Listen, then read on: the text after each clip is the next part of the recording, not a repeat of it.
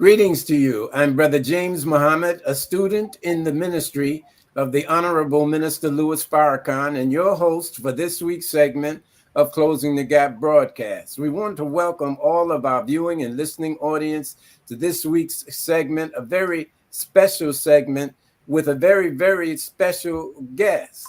And we thank Almighty God Allah for him. For those of you who tune in regularly, you know that we always invoke the name of Allah, the Beneficent, the Merciful, the one God to whom all praise is due, the Lord of the worlds. We thank Almighty God Allah for his merciful and prophetic intervention in our affairs in the person of Master Fard Muhammad, and we thank him for raising up from our midst his messenger, Messiah, the exalted Christ, the most honorable Elijah Muhammad, through whom we have been given our beloved and blessed Redeemer. And of course, I refer to him as my personal Savior. The man of whom I speak is the Honorable Minister Louis Farrakhan. It is to these men that we are deeply grateful and feel highly honored for the example they have shown us and given us that we might establish this platform, Closing the Gap broadcast, for the benefit of lifting the teachings of the Most Honorable Elijah Muhammad through his profound students, particularly that number one student, the Honorable Minister Louis Farrakhan, and the student ministers in his ministry, of which we have one profound brother that I'm very, very, very happy. We're happy to host this evening, our dear brother, student minister Abel Muhammad. But before I bring him to the microphone, I want to extend, of course, the opportunity for opening introductory remarks to our dear sister Stala Muhammad, the managing editor of the Final Call newspaper, and of course, our dear brother, student minister Chad Muhammad of Muhammad Mosque number 47. Assalamu alaikum and Ramadan Mubarak. Wa alaikum salam, Ramadan Kareem. I'm so excited to be back once again on Closing the Gap with our viewing and listening audience and our supporters, and so excited to have our brother back with us again. He is definitely an audience favorite, student minister Abel Muhammad. So looking forward to our dialogue this evening. And as always, would like to encourage our viewing and listening audience. Any questions that you would like to ask student minister Abel this evening, make sure you place your questions in the chat and we will get through as many of them as we can. And with that, I will pass it to student minister Chad for his opening remarks. Praise be to Allah. Thank you, Sister Stalin. Also just want to say I'm happy to be here. Look forward to hearing from our dear brother and student in the ministry, Brother Abel Muhammad. Want to also extend the greetings on behalf of our student regional minister of the 7th region, student minister Patrick Muhammad, and all of the believers here in the 7th region also of Assalamu alaikum to you, dear brother, and Ramadan Mubarak. Praise is due to Allah. Please return the greetings to our dear brother and student regional minister. Wa alaikum salam. All praise is due to Allah. All right, well, let's get rolling.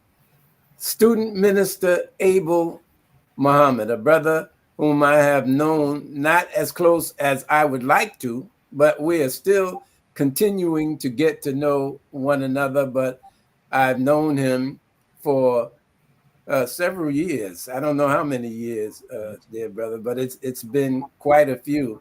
I want to say publicly that every time we are blessed to be in Chicago, our brother extends such a courtesy, and he just treats me so admirably. He makes me feel important. Oh, you are. And all of us like to feel important. I wanted to publicly thank you, Brother Minister, for the way you treat us when we're there in Chicago. Thank you. Thank you so much. All praise is due to Allah. May I at this time, and please excuse the raspiness of my voice, I've been working on trying to get this hoarseness out. I don't know from whence it came, but wherever it came from, I want to send it back. So I'd like to read my brother's bio. Many of you who are in the viewing and listening audience, I'm sure you're already acquainted with our brother. So it's a presentation more so than an introduction. But we want to extend the reading of his bio, and this by no means encompasses all of the great contributions that he has made as a student in the ministry of the Honorable Minister Louis Farrakhan and a helper to the Honorable Minister Louis Farrakhan and the Nation of Islam. So let me begin. Born December 13th, 1974 in Chicago, Illinois, of Mexican parents from Guerrataro, pronounced Querétaro, Mexico. Student Minister Abel Muhammad is a true son of the Latin American immigrant experience. While attending Whitney Young High School, Student Minister Abel was first introduced to the teaching of the Honorable Elijah Muhammad under the guidance of the Honorable Minister Louis Farrakhan. From that moment on, he intensely researched the teachings of the Honorable Elijah Muhammad to see where the Latin American community fit in its message, carrying the principles learned into his activist work. After much study, he became a registered member of the Nation of Islam in 1998, where he quickly rose through the ranks as a drill team member, lieutenant, and eventually joined the ministry class at Mosque Mariam, the nation's flagship mosque. It is there where he showed his gift of being able to address both Black and Latin American communities, forging unity between the two. Student Minister Abel has a unique insight into the issues of the Latin American community, having served as director of Centro Sin Fronteras Immigrant Legal Assistance Program, working for the Puerto Rican Federal Affairs Administration's voter education campaigns, and traveling to Cuba with Reverend Lucius Walker and Pastor for Peace, delivering medical and educational supplies. Student Minister Abel was also a part of the campaign to free Puerto Rican political prisoner Oscar Lopez Rivera. He has spoken at churches, mosques, universities, community gatherings, and numerous panels about the need for the unity of oppressed people and the demand for social justice. Coordinating outreach, Student Minister Abel helped organize Latin American participation in the Million Man March in 2000 and the Million Family March. Got a little thrown with the date. A Million Family March and the Millions More movement of 2005. He helped organize Latin American and Native peoples' participation in the Justice or Else March that occurred on October 10th, 2015 in Washington, D.C. Student Minister Abel Muhammad currently serves as representative to the Latin American and Spanish-speaking community for the Honorable Minister Louis Farrakhan and the Nation of Islam, and is based at Mosque Mariam in Chicago, Illinois. He has been married for 21 years and has 4 beautiful children with his lovely wife, Sister Ayana. To my brothers and sisters who are listening and viewing our broadcast, it is my great honor, our great honor and privilege to present to most and introduce to some our dear brother, Student Minister Abel Muhammad. Dear brother, you have the floor. Thank you, dear brother. And let me greet everyone first in the greeting words of peace in the original language of Arabic. Assalamu alaikum. And of course, Ramadan Mubarak, a blessed Ramadan to all of you, our dear brothers and sisters, Starla, as well as all who are tuning in and watching or listening. And I think I have that same scratchy throat that you have, Brother James, but I think mine is Ramadan induced from that might be from being out all day and being in the community today and And without water, we still have a few hours here before we can touch that water again. So Yes. we thank Allah for a little discomfort, a little, you know, of what we're not used to, but for a much greater cause, which is the betterment of ourselves and to make us more sensitive to the pain and suffering of our people, as well as to build in us the discipline and character Yes. to be able to deprive ourselves of that which is natural, that which is good, that which is even a requirement of life, something like water and food. Go ahead, brother. But because we can control those forces of nature which are needed for us to live, the Honorable Minister Louis Farrakhan has guided us and taught us in understanding this fast, this great fast of Ramadan, that if we can deprive ourselves of what we need to live, surely we can let go of those things which we don't need and are not good for us, like drinking liquor and bad foods and these other vices which often have control over us. So in this great fast of Ramadan, this great time in this month that we are closing out in just a couple of days, now hours really, we can start counting. We ask Allah that all who have fasted and are fasting, all who wanted to fast, but for medical reasons or other reasons were unable to fast, we ask Allah to bless you for your intention, for your heart, for your desire, and to bless us for our striving to do the fast out of the right motive, the right spirit. Because in this beautiful month, we are along with 2 billion of our brothers and sisters on the planet right now. That's the energy you feel from Muslims in this time frame. That's the energy you feel from the believer in this time frame, is the energy of people power, the energy of human beings who are striving. You know, that word that we use, that we learned from Imam Sultan Rahman Muhammad, our great student national imam of the Nation of Islam, taqwa. Yes, sir. Taqwa. They translate it as you know, God consciousness, meaning to have your focus, your mind, your intentions on God. There's about 2 billion of us striving with that intention, with that in our hearts, with that in our minds every day. That is going to have an effect on the world. It's going to have an effect on other people.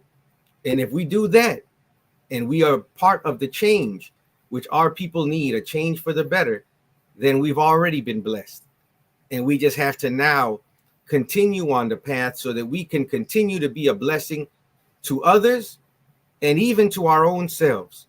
You know, Brother James, there's an interesting part in the Quran that really jumped out to me this month as we are reading the Holy Quran this month as well, where it said in there that Allah ordained mercy on himself. And it struck me, I was like, why would Allah have to have mercy on himself? Because oftentimes when we think of the word mercy, we're looking at it from the vantage point of one who is seeking that from another. But for him to have mercy on himself, it really, to be honest with you, I got stuck there ever since I read it. And this was early on in our readings, in the first 10 days, I believe it was, that we come across that. And it finally started to dawn on me in these last 10 days that perhaps it is a sign that we should be merciful to ourselves too. That Allah does not desire hardship for us. And sometimes, brothers and sisters, we can be so difficult that if we forget or make a mistake, if we stumble and fall and we got weak one day and we accidentally take a drink of something, sometimes we start out of the guilt of that action when we knowingly, maybe sometimes it's by accident. I know it happened to my daughter. My 11-year-old was fasting, and one day she was fasting and somebody was in the kitchen and they said, here, taste this. And she had been fasting. And just out of second nature, not out of hunger even, she just, and it just happened. You know, and you've seen those memes that they have now with the Muslims all over the world making light of it, that because you forget, you get into these really thoughtless behaviors where you're literally not thinking, you're not in the moment, you're just going through motion. So if somebody says something, you react, you respond. That means that taqwa is not present. We are not God-centered. We're not God-focused. We're not God-conscious in that moment. And in that, I said, I think Allah's telling us, if he had to ordain mercy on himself in his own growth and development, surely you and I need it too. Yes, sir. Surely we can be merciful with, and the Muslim world can be merciful with us when we were practicing Islam in those short days of December. Surely they could be merciful as we were coming out of eating swine and not even knowing what Islam was, not knowing our name, our religion, our language, our culture, our God. Surely just the fact that we were calling it Ramadan and not eating during daylight hours. Surely if Allah could have mercy on himself, they can offer us, and we should have mercy on our own selves, even if nobody else wants to give it to us. That's right. And that's it. For me personally, brothers and sisters, has been a great lesson in this month of Ramadan, that there is no joy or victory in feeding our ego during this month. Because sometimes I'm not feeling well, but I'm going to fast because I want you to prove to you that I'm a super Muslim. I fast even when I'm sick, even though Allah excuses us from the fast if we're sick or on a journey. So do we know better than Allah? And our beautiful Imam Sultan Rahman wrote in an article last week in the final call how it's considered spiritually rude, is the language he used. When Allah excuses you from a thing, it's a gift from Allah, saying that under these circumstances, I don't want difficulty for you. I want ease for you. So I'm going to allow you as a gift. You don't have to fast. Just make up the days, or you can do some other things to make up the days. And he said, how would any of us feel if when giving a gift, it was rejected? So when Allah, out of that mercy that he gave to himself, that he's giving it and extending it to us as a gift, saying, I don't want you to get sick. That's not the objective here. So I don't want it to be too difficult. I want you to be in the right state of mind, in the right spirit to carry out this fast. And to me, brother, it really is setting the tone, not just for Ramadan, but I feel like it's setting the tone coming out of Savior's Day for how we're going to have to exist and be for these days and months to come, as we have some trouble, not on the horizon, but troubles now on the doorstep of our homes. All praises due to Allah. I think that's a salve for all of us here, brother. Thank you for those words that you shared. And of course, as Brother Student Minister Tony Muhammad out of Miami has stated, sometimes we are our hardest critics or our worst critics. Yes. And so that is true. Do you know, Brother James, what I heard you say there right now? I remember the minister, I heard him in a lecture in the 90s speaking in Detroit, Michigan at Mosque Number 1. And he said he was talking about this very thing of Ramadan, and it just came back into my mind when you said those words right now. And he said, the world may look at you and say, oh, look at them. They're doing it wrong. He said, but the angels in heaven are saying, look at them. They're getting up for prayer. And he said, they're applauding. He said, look at them. They're trying to fast. Look at them. While the world is, brother, we can be so hard on ourselves because the world is hard on us. Yes. The world wants to crush us. That's how much hatred has been put in the hearts and minds of the people, even in our own people, for ourselves. And many times, of course, we're part of our people. We have that mechanism and thinking within us as well. And we have to always remember that Allah loves each of us.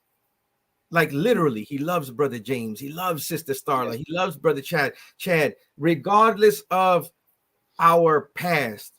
He knew our past and he still loved us. He knows our future. And he just wants us to accept it. And that's the same for any one of us who is listening. Sometimes we may think so little of ourselves and think, Allah's too busy. He can't answer my prayer. Doesn't he say, call to me? I will answer you. He does say that. So either Allah knows or we know. And it's not necessarily the same knows. It's not the same knowledge. And we just thank Allah, and we have to remember we're precious to Allah. He came here by himself for us. And sometimes that can get lost because, yes, sometimes we do some things that make us guilty.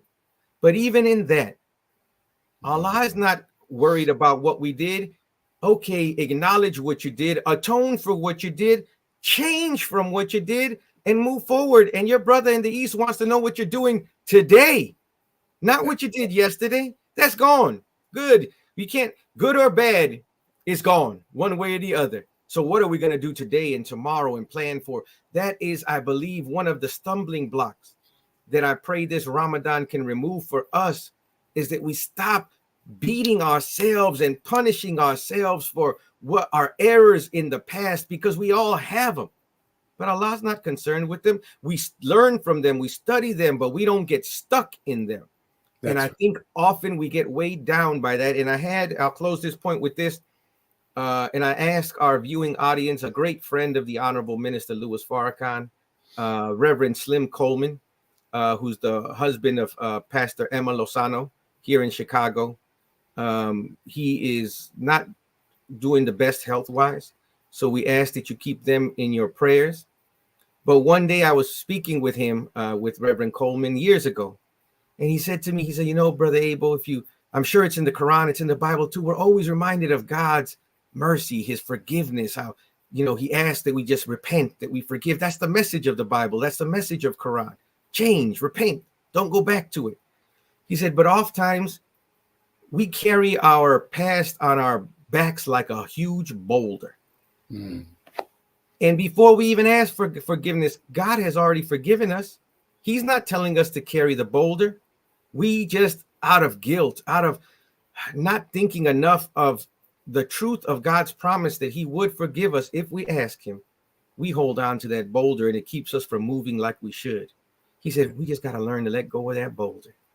And that's something that I'm thinking of now. Ramadan is about burning away, right? The excesses, the things that are no longer of us, that we're dropping not only physical weight by the fast, even though that's not our intention, but it just happens to be sort of a natural byproduct of such a fast.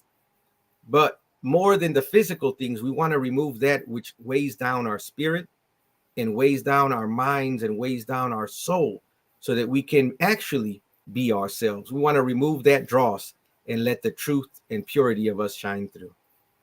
All praises due to Allah. Thank you very much for those uplifting words and comforting words, Brother Minister. You dealt with the theme of mercy.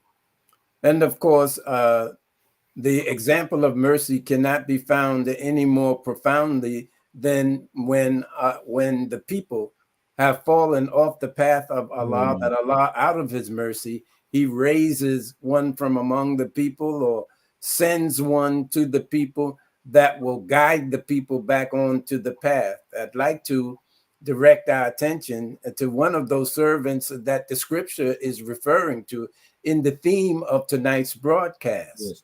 And the isles wait for his law. It's actually taken from the 42nd chapter, the 4th verse of Isaiah. And it reads, as you can see it on the screen, he shall not fail nor be discouraged till he have set judgment in the earth, and the isles shall wait for his law.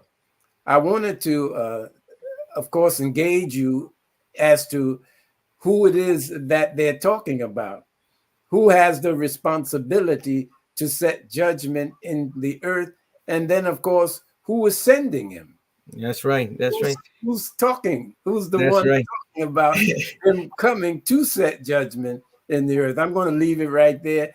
That's an open-ended kind of a question for you, or to inspire questions among the viewing and listening audience. And then I want to turn the broadcast over to our dear brother and sister, Brother Student Minister Chad Muhammad and Sister Stala Muhammad. But go ahead and respond to that theme, dear brother. Yes, brother, that's, you mentioned to me earlier, that's the 42nd chapter of Isaiah.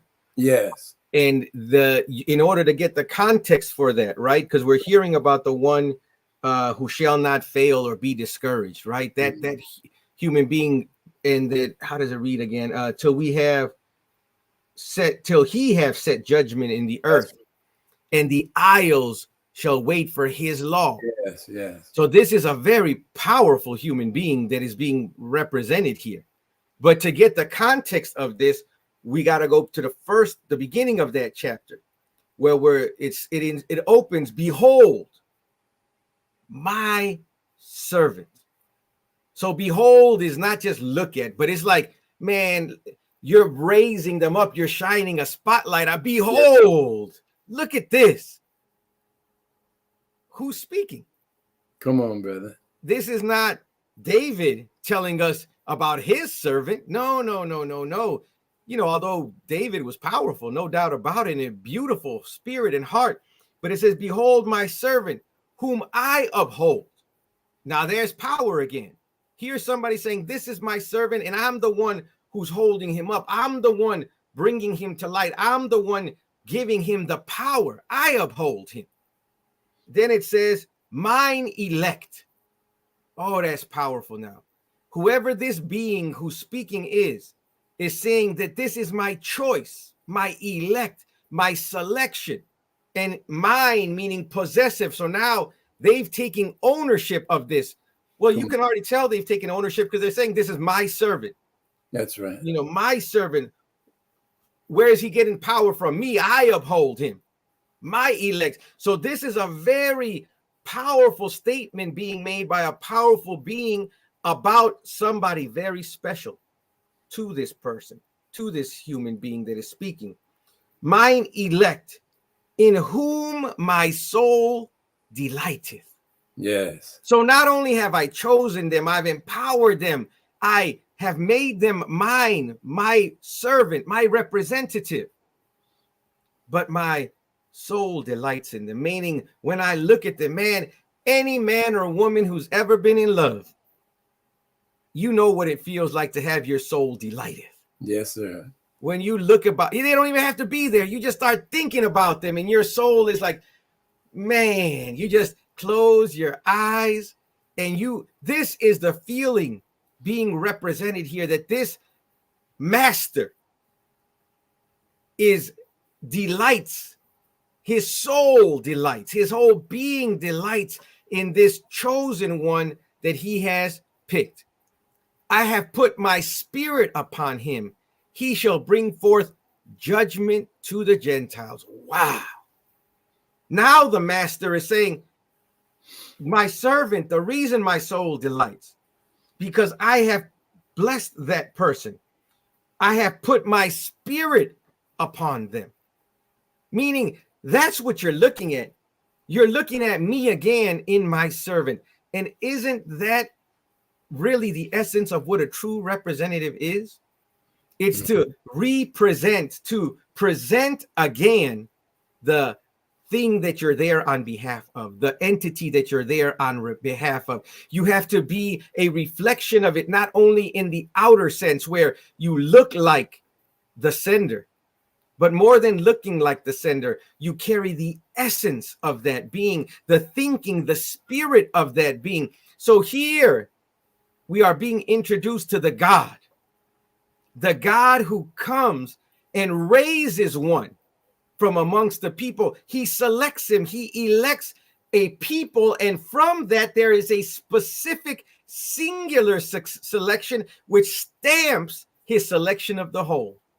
Through that one, that's why his soul is delighting. His soul is delighting because he found the one. He needs not look for another.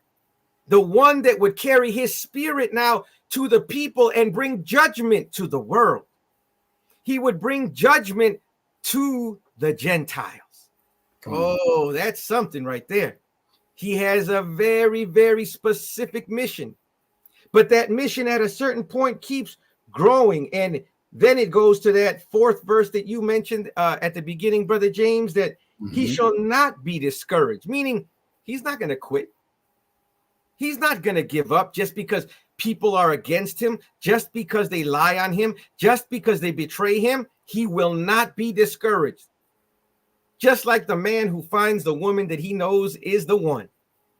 When he's on that mission and he says, that's going to be my wife, that's going to be my girl, or even a sister who gets that in her mind as well.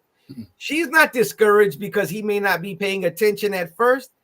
He's not discouraged because she may not be giving him the time of day at first. Nothing. When your mind is set, there is nothing more powerful than a made up mind. That's right. This human being is so in tune with God that because his spirit is upon him, the reason God is so happy is he carries God's spirit. He carries God's thinking. He carries God's word to the people. And in doing that, he does it with such strength, with such focus of purpose that he's not discouraged till he has set judgment in the earth, meaning that he's not going to finish till the job is done. That's right. He's a faithful servant, and the isles shall await for his law. This is a sign of a big job that begins. But when you refer to islands, islands are further out from what we call mainland. Islands are more distant. There is something that separates mainland from what we call an island. So here the God sends a messenger, a mighty man that he raises, who's reflective and representative of the very thinking of God himself. He sends him out to do a work, but that work is not just for the main land or the main people that he first came to. All of the people at a distance are awaiting his law. So at a certain point, the whole of humanity who has been anticipating this human being who comes, they now are anticipating the law which he brings. Well, what is a law? A law is a command which must be followed. It is a regulatory, if you will, a regulatory practice for the betterment and the continuation and the maintenance of peace. Laws are enacted so for the safety of human beings, for the betterment of human beings, for the restriction of certain activities that would otherwise lead to the breaking of peace. So there's a world now in such a condition here that the whole world is waiting and looking for somebody, not something, but somebody to come with this kind of law. Not a law of tyranny and oppression. We've already had those kind of laws. All the islands have those kind of laws. Look what's happening in Haiti right now. Look what's happening in the Caribbean. Look what's happening in Central and South America. They are islands. Some of them are bigger. They're mainland, but they're islands in terms of their distance from us. And all of them have lawgivers and strict lawgivers in certain instances. Dictators, we would call them, right? Some of them have strong arm rules, but that's not the law that's missing. The law that's missing is the law of God, which allows every human being to find themselves, accept themselves, and then be themselves. Without that, the human being is not free. They're not treated justly, and they don't consider themselves equal with the best in civilization. This is what is coming out of this scripture. There's a mighty God speaking who raises up one. And this one reflects the mind and the heart of the sender, of the master, perfectly. So much so that the master calls it his law, the servant's law. It doesn't say the master's law. It says, and the islands await his law with a small h, meaning the representative's law. Well, it's not robbery because the representative is so in tune with the master that the law that he brings is the master's law. The teaching that he brings is the master's teaching. And it's a beautiful sign of God coming in the person of Master Fard Muhammad, the great mighty, and finding a people. And from that people, raising one, his elect, his soul delights and delighted in the Honorable Elijah Muhammad. And guess what?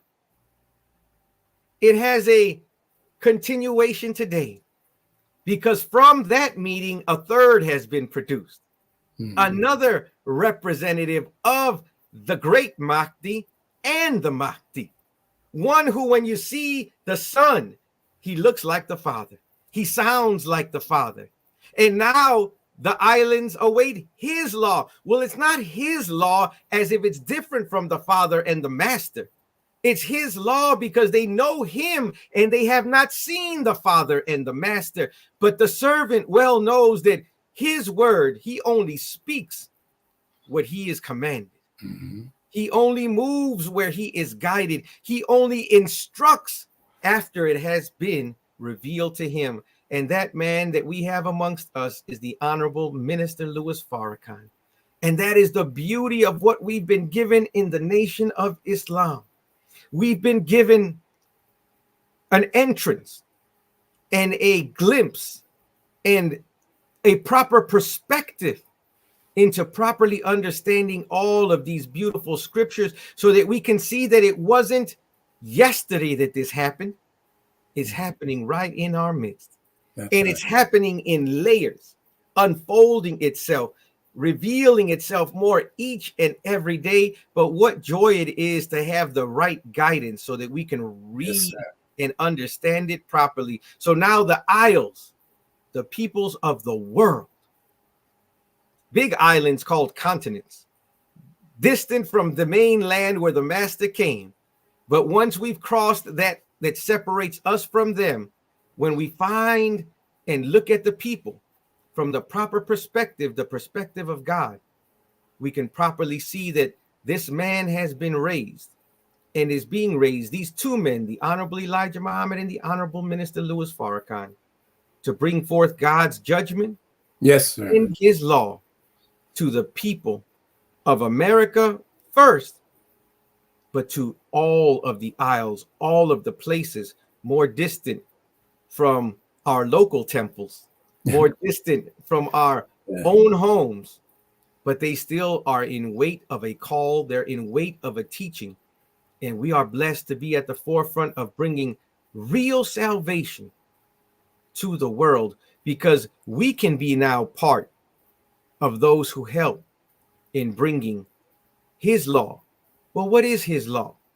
His law is not just 10 commandments. Don't do this, don't do that. Yeah, that's law. We need that for sure, especially in this world. But we've had that law for a long time. And look at our condition. There's a greater law that we have to have first for the other laws to kick in properly. And that law is the law of love. And we can't love what we don't know. So it all begins with a knowledge of ourselves and the knowledge of God. Once we know who we are, now we will submit to law. Now we will accept law. And the law is a ladder that allows us to grow and increase of our love, increase of our uprightness, increase of our correctness. But if all we want to do is dictate to people, that's not the right kind of law for this time, because we've already seen what that produced. There's a saying, people say, people don't care what you know until they know that you care. That's right. Our people have never known goodness in its true form, never known kindness in its true form. So look what Allah blesses us with. A human being whose very body, he's a personification of love. It oozes from him. Everyone can find themselves in the words and guidance of the Honorable Minister Louis Farrakhan from the teachings of the Honorable Elijah Muhammad as revealed to him by Master Father Muhammad. And because of that, he can get all of God's people, wherever they are on the planet. An island, that's no, distance at all. His word carries a thought that travels at a rate of 24 billion miles per second on average. So getting to an island anywhere on the planet, no time at all today. So we thank Allah because we are part of those who first hear the message. And when we understand it properly, we can see how it is needed and will even benefit those who are awaiting his law in the distant isles, in the near isles, in the distant lands, in the near lands. We all need it. And we thank them, because if it wasn't for the master coming and raising one, finding one, choosing one, come on, brother, we would not have the man who yes, put sir. every word in their proper place, so that it's clear what the judgment is, it's clear what the law is, and it's clear what the good news is. And for that, we are eternally grateful. All praises due to Allah. I'm going to, at this time, turn the broadcast over to my co-hosts. And of course, I'm sure there are those in the listening audience that want to engage you, dear brother, but Yes, I'll sir. turn it over to them and we will take it from there. Sister Starla? Yes, sir.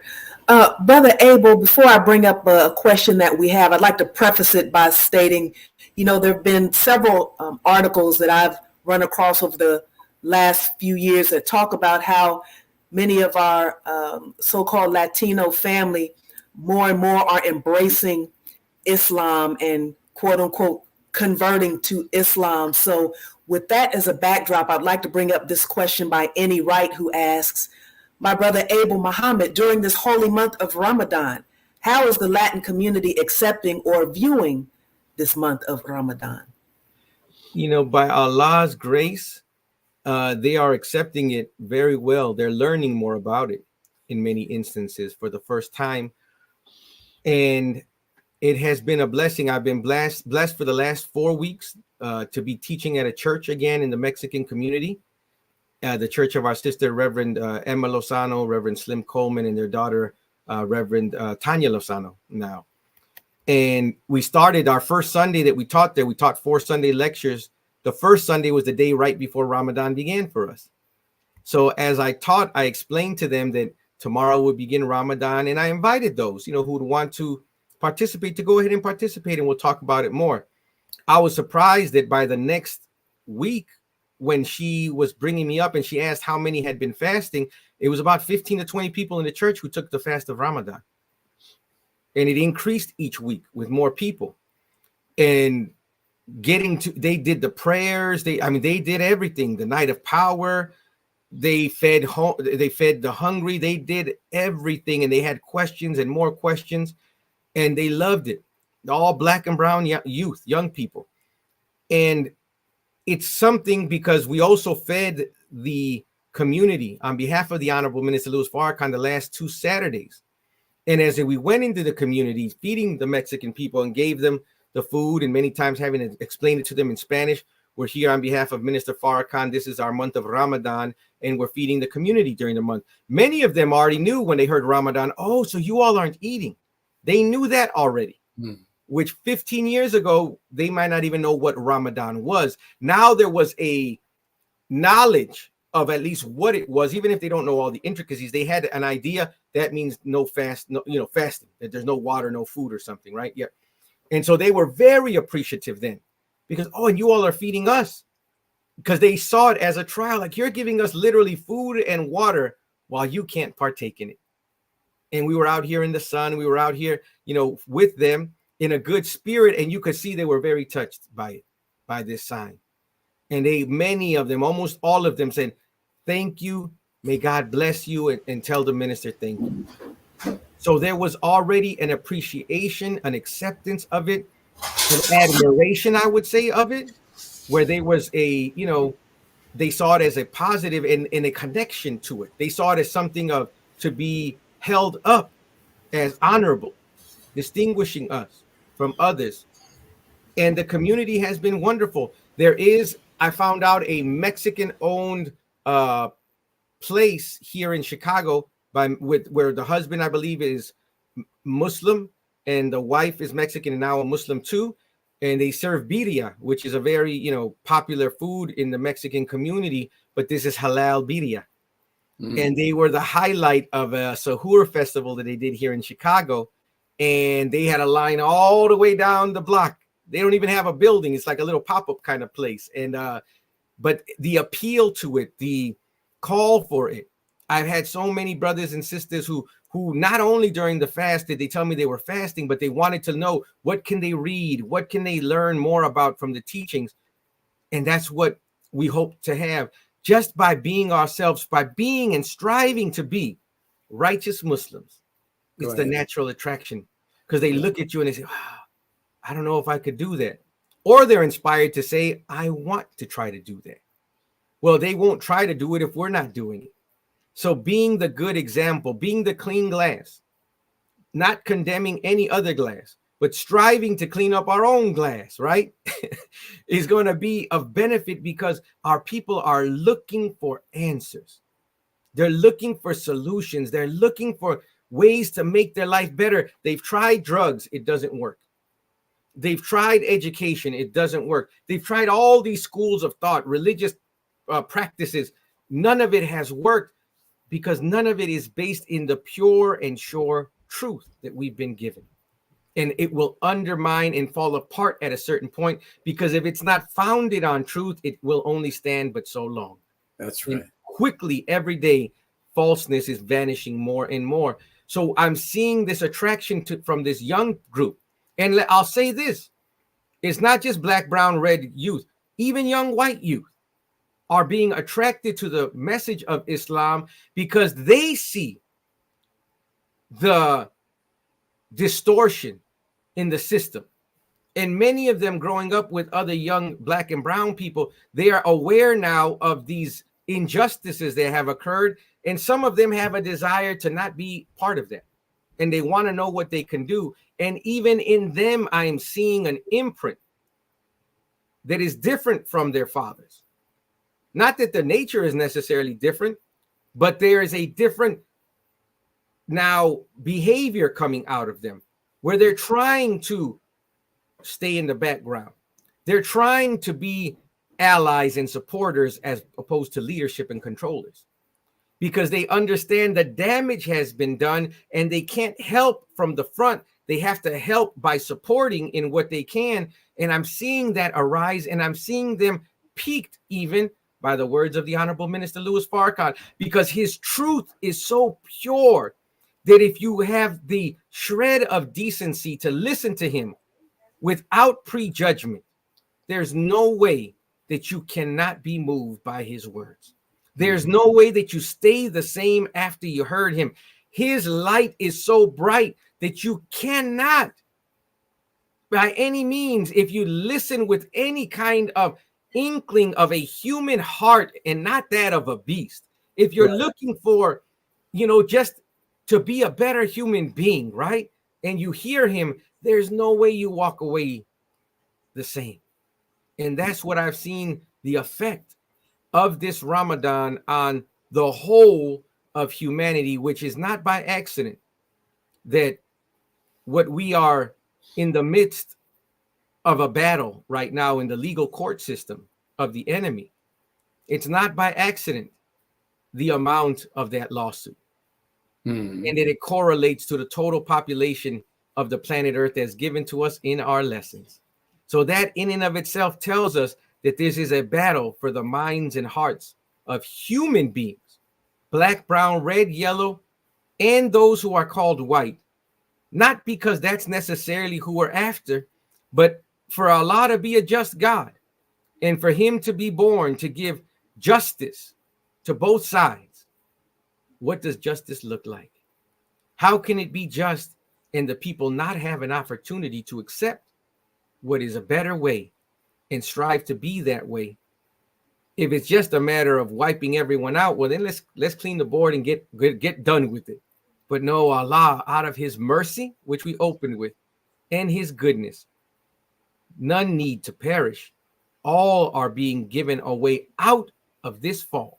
Yes, if sir. they will accept a new way of life. And that new way comes from the black man and the black woman of America, those who have been chosen by God, chosen to be the example and the best of nations, to call others, to enjoin others to good, and to forbid evil. That's And right. anyone who comes to the good and forbids the evil, they are of our own people. And once we have only those who want good and forbid evil, it would be easy then to establish a universal government of peace wherein we all can live in peace, because we all want the same thing, what's good, and we all reject the same thing. What is evil? That's right. And I think that's what this Ramadan is showing me, is that in spite of what the enemy has done, they cannot put out the light of Islam. Come on, brother. It's only a matter of time now. That's And right. they already see their end is near, if not upon us already. There's nothing they can do to stop the rise of Islam amongst our people. It's just a matter of time. So our objective then, just stay alive. Just stay alive. Keep ourselves alive and help to keep others alive long enough to see this come into reality. Praise be to Allah. Beautifully said, dear brother.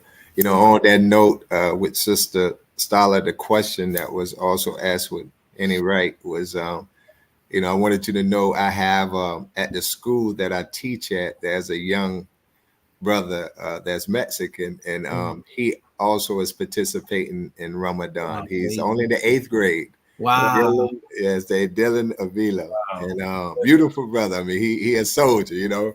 I told him I got the days at first mixed up on when we get the break fast. I was telling him because I thought it was going to be Tuesday. So he was talking last Friday, you know, getting ready for Tuesday.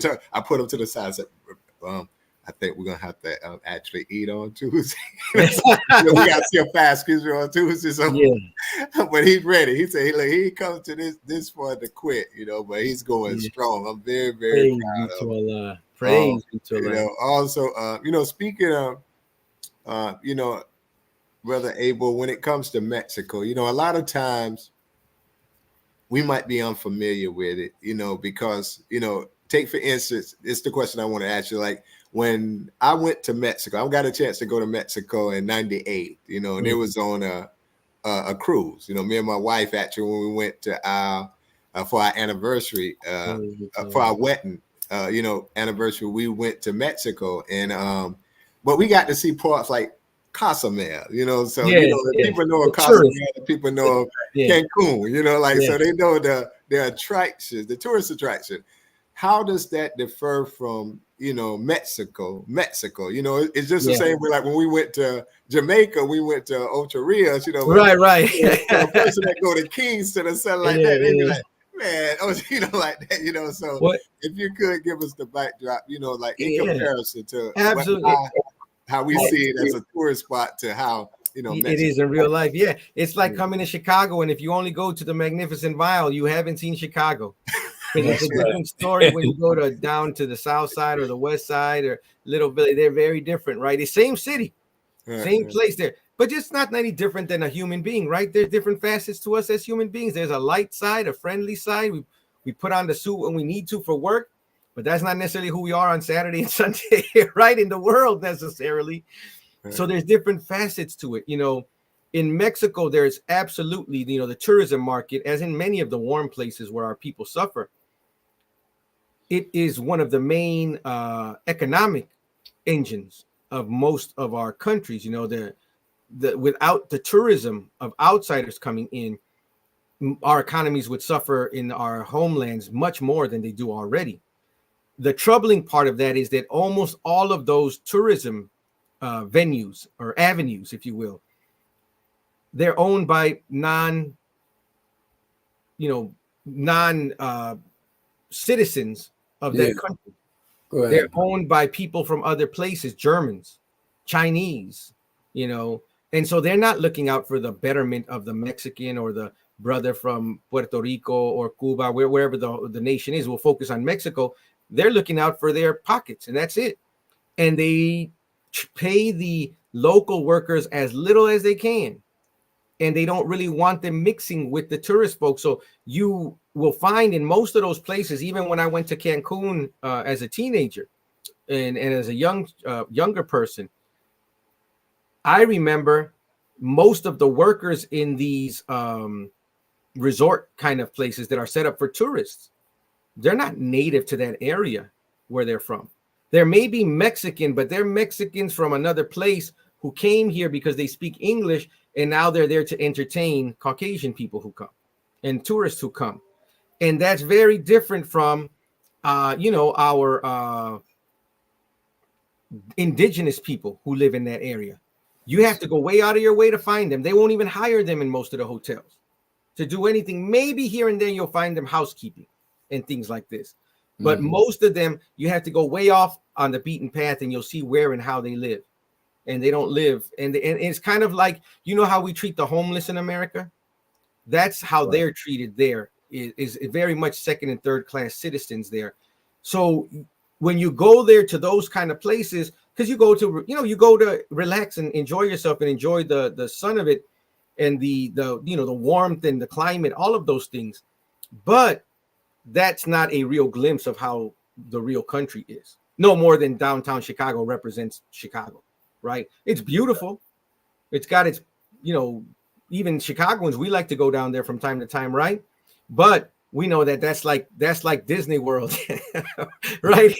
And then we got to go home to reality. It's the same, unfortunately, in Mexico, brother. As beautiful as all of that is, the local people don't get to enjoy it. That's why you don't see them on the beaches. They're kept there. They probably get arrested if they came on those beaches. Oh, wow. That's how severe it is. It got to the point that when I spoke to one of them, because I found some of them where they live, not where they live, but in the area towards their home, by me just wandering off on my own, they were surprised when I spoke to them. Because it was like, oh, you're acknowledging us. And I could tell there was an awkwardness in their response, even though they spoke Spanish and everything. It wasn't a language barrier. It was more of, it was a taboo thing because, I'm supposed to be kind of out of sight, out of mind, and I do the dirty work and nobody acknowledges me. So when I acknowledged them, you could tell there was a almost discomfort, like they might get in trouble. Wow. And that is a heck of a thing to consider. Now that's an extreme, of course, but that's not an unreal, existence for many of our people. And unfortunately, the majority of real Mexicans, indigenous Mexican people, they don't come here. They're not allowed to cross the border. They don't even have the means to get to the border. In reality, as a mass, there are some, of course, but as a mass, they don't. And most of them don't want to leave their home. This is their home and it has been their home and they recognize it as such. They just want to be treated fairly on their homeland, but they're absolutely under the pressure and the stifling power of the economy and the economic forces, of outside industries and outside corporations and nations that are not in any way concerned for the well-being of Mexicans or the indigenous people in any land. All they want is the resources. All they want is to exploit, and they do. And they do at the expense of the local people. So now more of them are forced to try to seek another way. So they think America will be better for them because they're told, if you come here, you'll make more. They're promised more gold for their labor. And they get here and they find out, well, yeah, I'm making more, quote unquote, but everything also costs more. Come on. And then nobody told me about how I would be treated here too. Right. And that's the part that is quickly becoming very a very awakening kind of moment for people now, because they're starting to see, oh, this is not what they promised. This is not what TV presented and the movies presented. This is just like my home, if not worse, because there at least everybody knows it's corrupt. Here, there's this feigning of, oh, we're just and we're the good guys. And no, you're more corrupt. And now it's making them look back at their homes and say, hold on a second. Now I'm starting to make sense of this. My homeland is in this condition because of these practices here. Because the Honorable Minister Louis Farrakhan told us that the foreign policy of the United States is reflective of how they treat the people from those nations that are here in America. Wow. So how can you have a good foreign policy with Latin America when you mistreat the Latin American people? Come on. How can you have a good foreign policy with China when you mistreat the Chinese people? How can you have a good policy with Africa and Black nations when you mistreat all the Black people who are here? This is what is now being revealed. It's a revelatory experience for those who come here, because many times they judge from afar, but when they experience it for themselves, they start realizing, this is the problem. I have found the source. I thought I was going to the land of milk and honey. No, I ran right into the belly of the beast. And they are now many wishing, and not just wishing, they are making their way back home because they realize I have a better chance at home of correcting things there than I do here. It's that corrupt here. Wow. Thank you, sir. Praise be. No problem. Harsh reality, brother, but thank you Yes, for sharing yes, that with us. Yes, sir.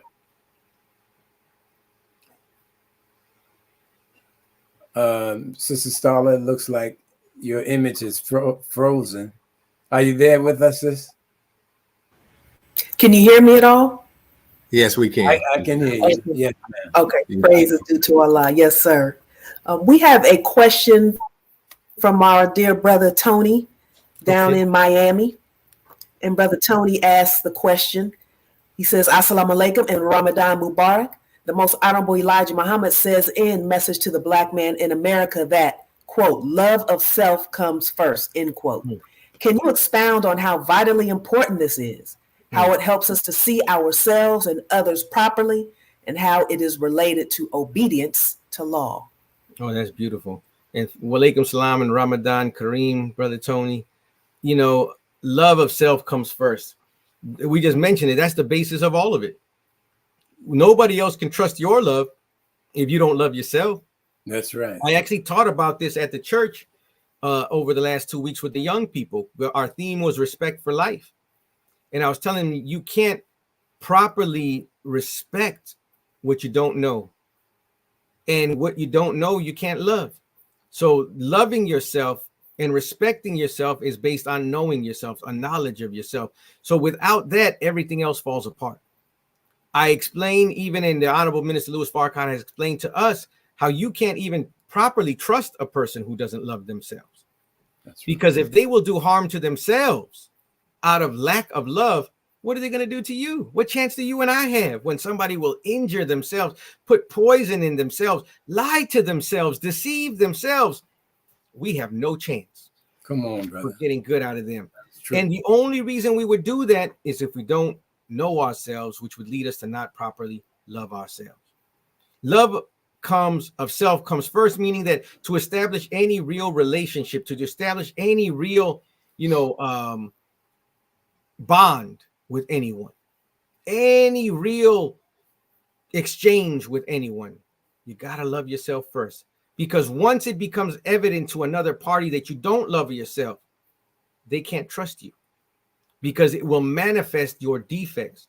And in the manifestation of defects, because we all have them, don't get me wrong. We all have the defects, right? But there's a tendency in the human being that when you find the shortcoming in another person and you can trace it to a lack of substantive love, meaning that this person does not take care of themselves, they don't value themselves, then I know that I am not going to be able to value what they say they're going to do for me, because they don't value their own work. They don't value their own life.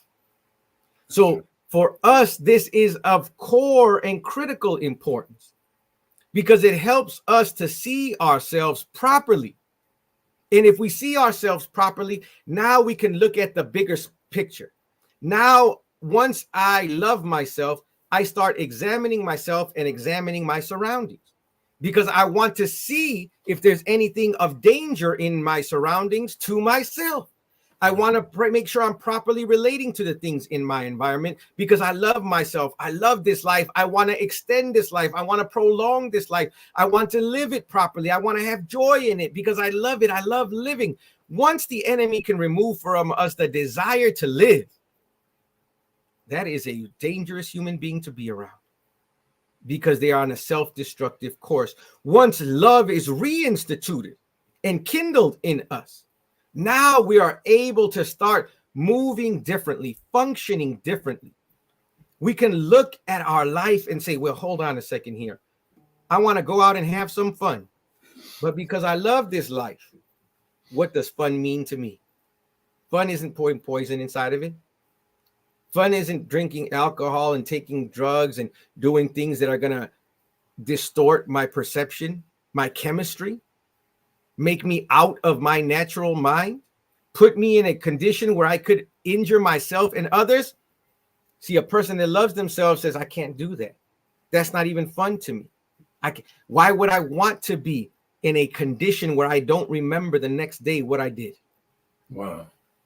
But how many of us do that and have done that on a regular basis? That became our MO, right? That's the way we function. I'm just waiting for Thursday, Friday, so I can go and be other than myself, because I didn't know myself. So it really wasn't even being other than ourselves. We were just being what we were, which is already unfamiliar with ourselves. We were just existing, barely. So I'm looking at it, and we look at it from that lens. Once I love myself, I am going to treat me better. In that act of treating myself better, out of respect for myself and the creator of self, once I'm treating me better, guess what? Now I'm also going to interfere with other people's mistreatment of me. If I treat me better and I don't accept certain things, I'm definitely not accepting it from you, right? If I'm not going to let you belittle me that I respect now, that I have and see value in, not out of ego, not out of arrogance, but out of respect for the creator that made this. Now I can't allow myself to be put in certain situations or in certain conditions, and I won't allow you to put me in that condition. That is why love of self and what the Honorable Elijah Muhammad and the Honorable Minister Louis Farrakhan teach us is so revolutionary. Because you can talk all the revolution in the world, all the let's overthrow the system in the world. And if all you have is hatred at the core of it for your enemy, that's not a solution. Because you could, if possibly you do get to overthrow them, all you'll do is reproduce it out of the same self-hatred that is in you and I right now. So instead of having that idea as what revolution is, real revolution is loving yourself so you could do for self. So the Honorable Minister Louis Farrakhan has taught us that they used to call the Honorable Elijah Muhammad counter-revolutionary, because they felt that he was doing things that, weren't quote unquote revolutionary, because he wouldn't pick up weapons, because he wouldn't go, to necessarily protest and things like this, right? Oh, this is what they felt the real revolutionary did. You went and you fought the police. Where are all of they now with their revolutions? They don't exist. That's right. You know what real revolution is? Real revolution is when you love yourself because you know yourself. Now you take on the spirit to do for self. You and yourself. So revolutionary is to build schools for your children. That's revolutionary. Because how could you say you're a revolutionary and you send your children back into the killing fields of the same enemy you're quote unquote fighting against? How can you be a revolutionary and you got your mouth in the enemy's kitchen? That's right. Revolutionary is buying farmland and feeding yourself and your people. That's Elijah Muhammad. That's Minister Farrakhan. That is the real revolution. The real revolution. They were taking us out of the mind of the enemy, out of their education, out of their social systems, out of their educational systems, out of their economic systems even. We had our own self-contained economy, spending with one another. That's revolutionary. And it's so revolutionary that once that fell, the enemy went to work to make sure nobody would ever be able to rebuild it again. Mm-hmm. And they're failing at that too. Because right in their midst, the Honorable Minister Louis Farrakhan, in spite of all of their opposition, is beginning to rebuild a nation, independent, free from them, disconnecting us slowly from them without asking them for anything. They can help and they should help. But even if they don't, we're going to get up and do it for ourselves. Now that's revolutionary. We don't have to go and look to them for hospitals. We're going to build our own hospitals. We don't have to look to them to educate our children. We're going to educate our children. Oh, we need to build our own, infrastructure. We need to have our own technology. We have the talent and the knowledge to do it now. The only thing missing is the love of ourselves. That's right. Lesser nations, nations with less population and less resources are doing it. Look at the little nation of Belize. That little nation that the Honorable Minister Louis Farrakhan visited and talked to us about in the time and what must be done. And he mentioned to us several times how when he visited that nation, there's a group of people called Mennonites who are a religious order. Most of them don't go beyond, I think he said 8th grade or high school, if I remember correctly. But they own most of the land in Belize, and they feed Belize. He said that they jokingly, I believe, had told him that, you know, because they're not becoming engineers necessarily or scientists in these things, but they're becoming agriculturalists. And he said they go to school long enough to learn how to count. That's right. Learn how to count. That's right, brother. Learn how to count. They know how to count. Learn how to count the land. Learn how to count that money that is coming in. 8th grade, I believe it was. That's all we need. Not that we shouldn't get these higher sciences, because engineering is a requirement for us. But if all we're going to do with that engineering degree is go back and work for our enemy, what's the point of getting that degree? If all we're going to do is go get a job with them to uphold their world, what is the point of the degree? That's right. Not saying don't get it, because we do need it. We need to qualify ourselves. But if you love yourself first, then that qualification, you will not give it to your enemy. You will bring it home and work for yourself and inspire others to do for themselves.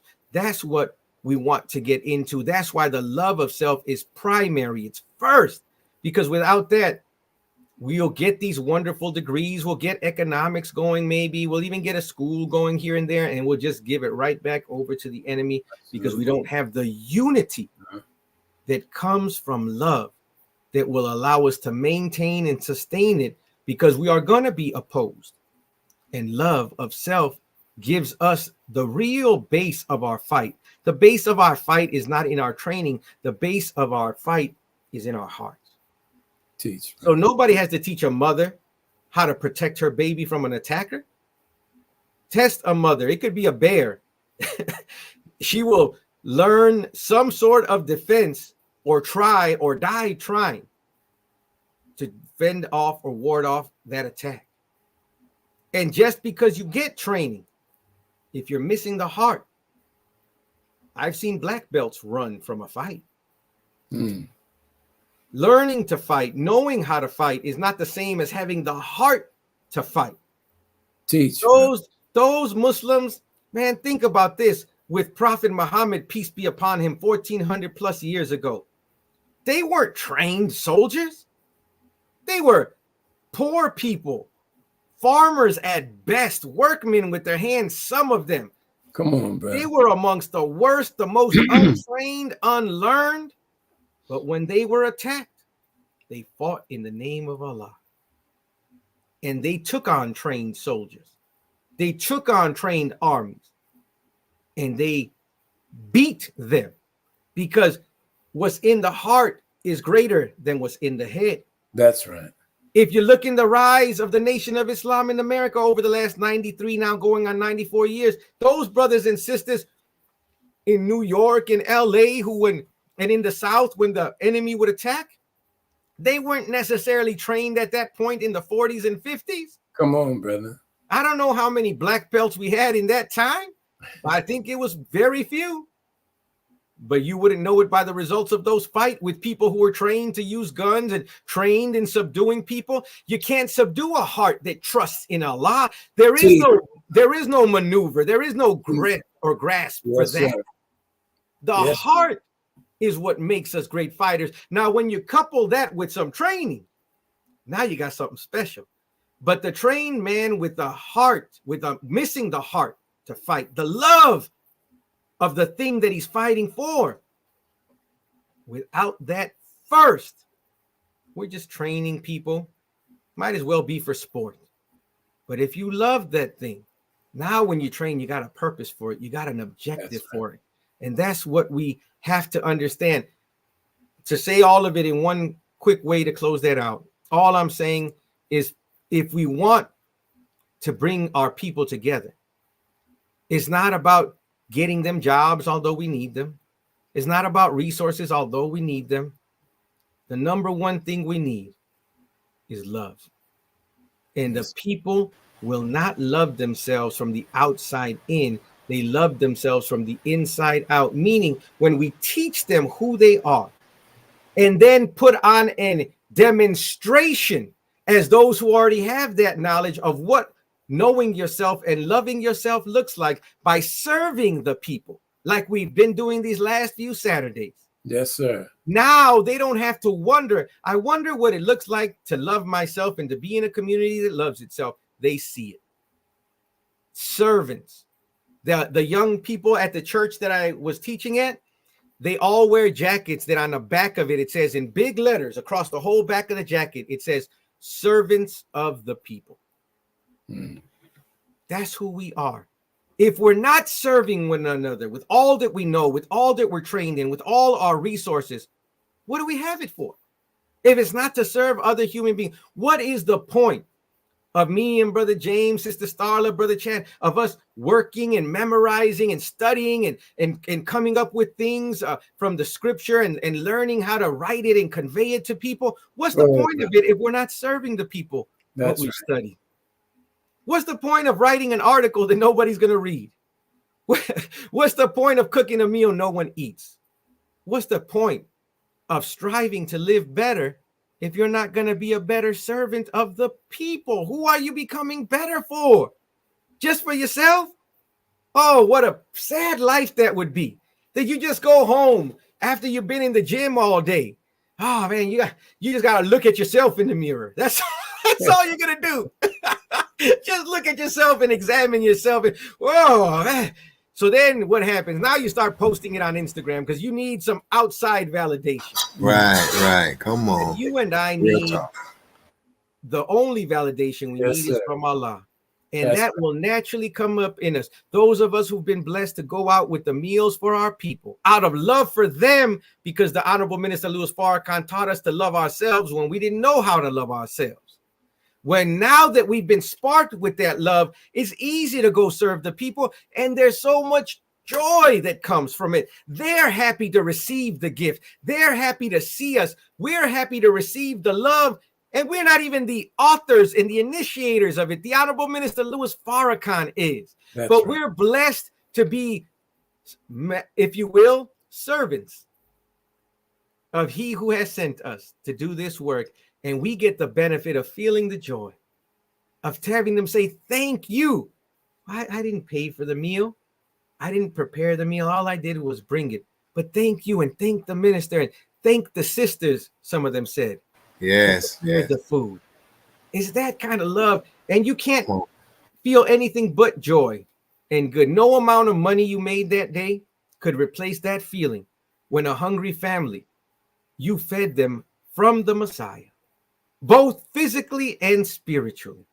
You give them that which feeds their stomach and their soul. There is nothing, no amount of money, no check we got or get can ever equate that joy. So those sisters who maybe haven't been able to go out into the field, but you've been in the kitchen cooking so that we as FOI could go into the field, please don't feel bad about it. Because if it wasn't for you in your work of this food, we would have nothing to take to our people. That's right. And even those you who have been in the kitchen say, well, you know, I didn't pay for this. Yes, but Allah used your hands to bring the Messiah's will into fruition. Mm-hmm. He used your hands and our hands to do the work of the Lord.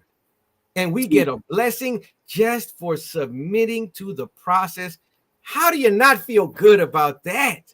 How do you feel upset after knowing that we did nothing to deserve? That's mercy. That's beneficence right there. We did nothing. All we were doing was trying to be good Muslims, maybe on a good day, striving a little bit. Maybe this was the right month of Ramadan where we were going to really try to do it this time. We were trying to do our prayers. We were trying to do it all. And we were just struggling, fumbling through that. And then Allah said, I see you. Come on. My servant has a gift for you. He's going to feed the people on my behalf, Allah, and he's going to do it through your hands. So we have received nothing but the blessing of obedience. We don't know why he sent us out there, but we did find out there are a lot of people who don't eat well. That's right. There are a lot of people. When we could get rid of 150 meals in 15 minutes, 20 minutes tops, not even in a dense populated area, just on a street, that lets us know the condition of our people. And we got to make sure that, as he asked us to, as we began Ramadan with the words of the Honorable Minister Louis Farrakhan this year, if we want to really make it a great Ramadan, then we have to look after those who don't have. It's not enough for us to know we got something to break our fast with in a meal of iftar. We can't even take for granted that our neighbor has food. Just because we see them and they're not obviously struggling, we really don't know what people are dealing with today. And the only way we become considerate like that is to open up our hearts and expand our breasts, expand our hearts. And if we've had any portion of that, then I think this year we've had a successful Ramadan. Yes. All praises due to Allah, brother. Allahu Akbar. Beautiful. Well put. Student Minister Abel, I was speaking, with our dear brother Hosea that's here, and of Hispanic background also, and one of the things we was talking about, we always talk about going after our, Hispanic brothers and sisters, and we talk about the indifferences too, like you have those, because I know of, hearing you in interviews and a little about your background that you kind of grew up in hip hop. Right? Oh yeah, definitely. And I'm a hip hop head too. So sometimes you have those that's within the Hispanic community that commonality helps to gel us because we're hip hop heads together. We break dance together. We did graffiti together. Like that culture really brought us together. So it's a lot different in that approaching those that we have that commonality than when you approach Hispanics that barely speak English, and you can see they're more that culture, that ethnic enclave kind of, they in that side of town where most of the Spanish be. They don't really come, so How do you approach those that have that, where that commonality is not like the ones that coming down from New York, the ones that we can talk about. You know what I'm talking about. So how does that go over to those that's like that? You try to give them a call, you talk to, it's like they looking at question, like, brother Chad. Absolutely. Absolutely. Good question. So how do we go about sharing that? And I bring that up also to say, I seen a few weeks ago at Mosque Mariam where Student Minister Ishmael was talking about the whole ideal of doing a whole, Sunday lecture and Spanish and everything like that, so that's big. But, just kind of closing that gap between, the so-called, those Hispanic community that doesn't really kind of share a lot of the commonalities, per se, than those that, from the New York and whatnot. Exactly. It's different, but they have within their own cultures even ideas of blackness, and it's coded in even some of the old music, especially when you talk about the Caribbean, whether it's Puerto Rico or Cuba. They have a lot of songs, believe it or not. There's some old songs where my daughter had found one, my 22-year-old daughter who loves music of all kinds, and she found an old song that is from Puerto Rico, and it's used, and it's about different aspects of Santeria, the religious practice of the people.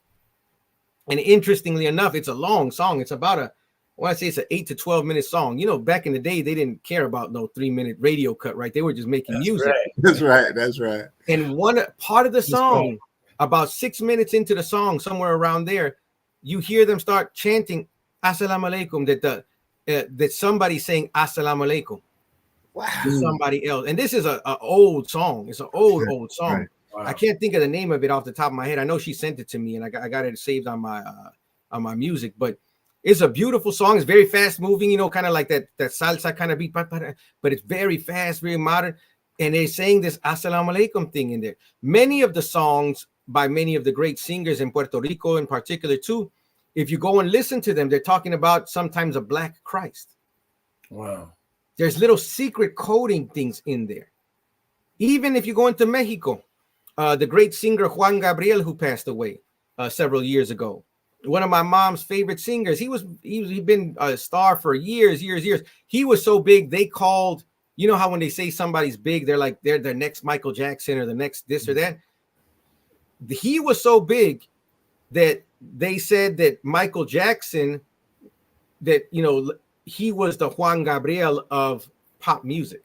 That's how big Juan Gabriel was, that Michael Jackson would have to be compared to Juan Gabriel not the other way around, because he Wow. was that big in Latin America.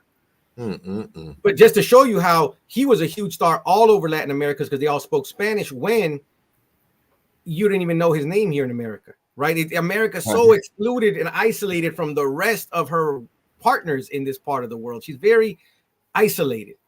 But he has a song where he's talking about, it's called Canción 187, and he wrote it in the 90s. He was not a protest song. He was just like a pop singer, but from Mexico, where it was not pop music in the American sense, but it was popular music in the true sense. So he did some mariachi music. He did some kind of more festive music. He did ballads, beautiful voice and everything, right? He had been a star since he was a young man, maybe a teenager even. And this song, though, he decided to do a protest song on an album, because it was Proposition 187 back in the 90s, where they were fighting against Proposition 187 because that would make it illegal for people who were here, and the continuation of separation of families and such, right? He named the song Canción, means song 187 is the way he called it. Oh. And the whole song is giving a narrative of him leaving his little home land and city, in a little pueblo, not even a city, a little town in Mexico, in his journey to America. How he had to almost die in the desert to cross the desert, and almost drown crossing the Rio. Wow. And how then he got here and he went first to the south, but it was terrible, he said, because it was all dirty, and you know, the people were racist. He said, "Oh, they're so racist, all of them." The song ends, the last where he says he goes to Arizona, and he's like, "Oh, they're terrible there. They're so racist. The people hate us." Then I went to Los Angeles, and it was worse there because of all the smog. And so, wow. So he says he decides that he's going back to his home. Wow. Where it's beautiful. He's describing it with just this beautiful environment. He goes, and he says, he closes the song by saying, peleoleros americanos, which means like when somebody's just always picking a fight. So he's saying the Americans are just like they're always picking a fight. They're only good for war. Wow. They're only good for making wars. This is his song, and this went all over the place. They're only good for making war. He said they think that God is white, but he's blacker than me. That's how he closes the song. Wow.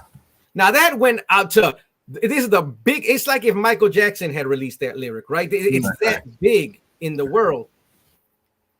That is part of the culture of the Mexican people. You don't get a bigger star in Mexico than Juan Gabriel. And so to show you, but that's kind of, it's more coded, right? It's not as obvious like in the mainstream of the culture, but it's embedded in the essence of the Mexican people. When you push the Mexican people, they understand and they know the real Mexican people, because there's a lot of people who live in Mexico. They're not all Mexican. There are, as the Honorable Minister Louis Farrakhan explained to us, Memetic people, Jews in particular, but Memetic people who call themselves Jews even, because they're not real Jews, most of them either. They're Zionists and other things. But you have the Honorable Minister Louis Farrakhan mention these Memetic groups that come into a country. They may marry a woman from that culture or not, but their children will go into the schools and learn the customs, learn the language, learn the culture, and they grow up Mexican or Puerto Rican or Cuban, but they're not Puerto Rican, because their allegiance is not to the Mexican people. Their allegiance is to their own people that their father and mother are from. They're just there to learn the culture, and they find a way to get into industry, get into politics, get into education, and then subvert the real good that could come to the people.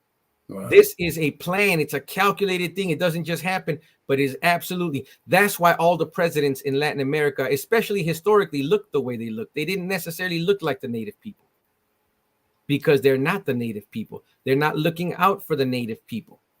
And there is, though, amongst the native people, the original people, there is something in their DNA, something in their soul, something in their history, even when they learn it, that allows them to connect with the struggle of other people, because they start to understand, I'm not like this other group. They're the ones in rulership, but they're not the majority of us, and they are not like us. And that is what is beginning to happen there. Latin America is awakening to that fact, and they're not accepting any of it, and it's becoming more prevalent in the music. That's why you have on the other extreme, the music in Latin America is now much more Americanized. It has a huge influence now because they don't want another Juan. They don't want another little voice like that to come out and spark the mind of people. They want it all to be controlled, programmed. It's real programming, and the radio programming is real, and they do it. And that's what we are looking at. But all you have to do is tap into that. And that comes to tap into the native brother and sister who may not have that background of hip hop or Americanized background. You got to tap into their nature. And the way you do that is by being yourself. Your being awakened taps into something in them that'll strike them. They'll be, oh, what is that? What is that? The nature is built to respond to truth. So all you got to do is be the true self, your true self.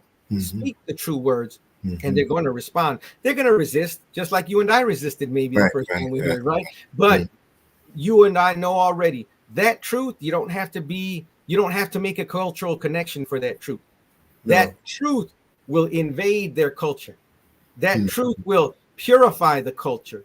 And then allow them to connect the positive aspects of that could be amplified for the benefit of others, and that allows them to see the connection between them. Oh yeah, that Public Enemy, yeah, they were singing these kind of things. That reminds me of this singer a song, but it was about the right spirit, the same theme, the same type of expression, but in a different culture format. That's all it is. But it starts with you being yourself and speaking, not being afraid to speak the truth to them. They'll respond to that truth. At first, they may not understand it, just like none of us did at first, not to the degree that we do now. But it starts with us first making that initial contact with them and making sure that they understand that you're coming from a place of brotherhood with truth, sisterhood with truth, and you just convey it. Nothing fancy about it. I'm just here as your brother, tu hermano. That's it. They may not like it at first. They might not understand it at first. Just a little bit at a time. Boom. Next time they see you, now there's a rapport built with them. It doesn't have to be about the music necessarily. It's just about that truth is our real bond.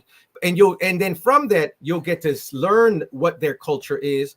And you'll be like, oh, I didn't know that was in there. And as they get to know you and see the value in what you're teaching, it'll even spark things in their mind where they'll be like, oh, yeah, there's this old song, this old show we used to watch, and they always said this or that.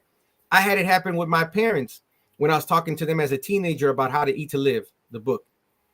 And I was talking to them. There's a section in there where the messenger was talking about how it's a commercializing people, the white, and he talked about the pork, how they use every part of it, right, from the root, to the tutor, right? So he had all of it in there. And my dad made a point to me.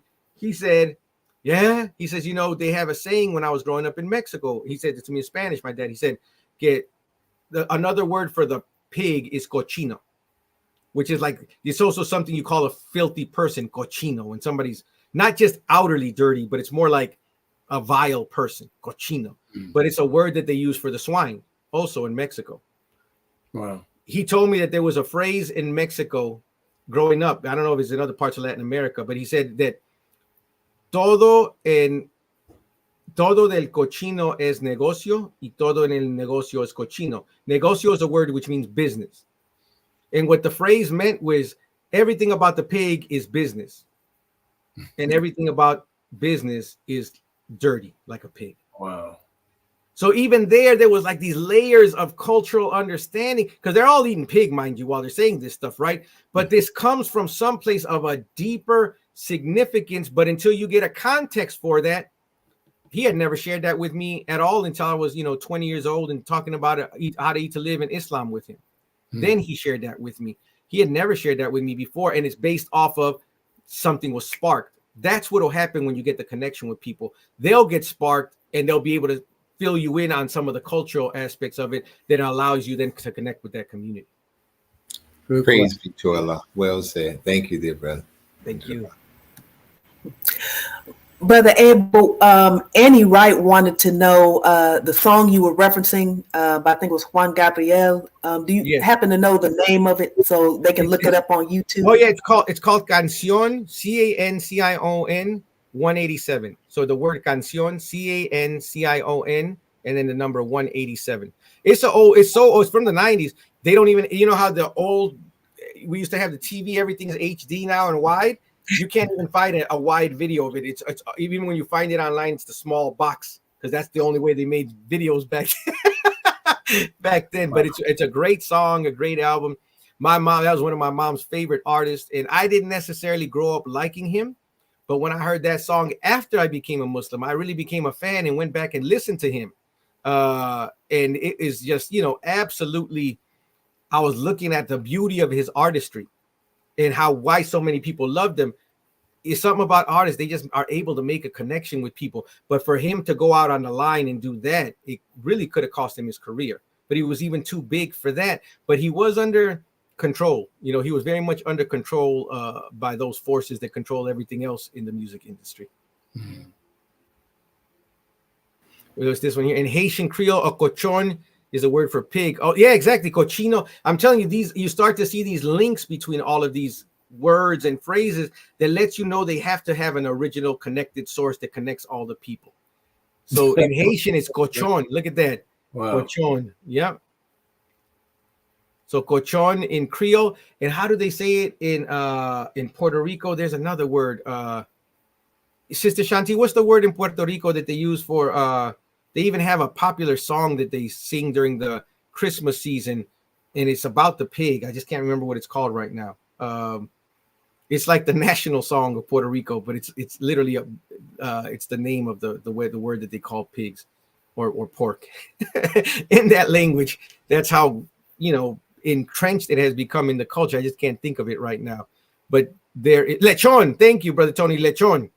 Lechon is another word for it, for the pork or the pig. And lechon, what was it in Haitian? Cochon, cochino. So you have this similar chon thing going on with all of them. It's got to be some sort of root.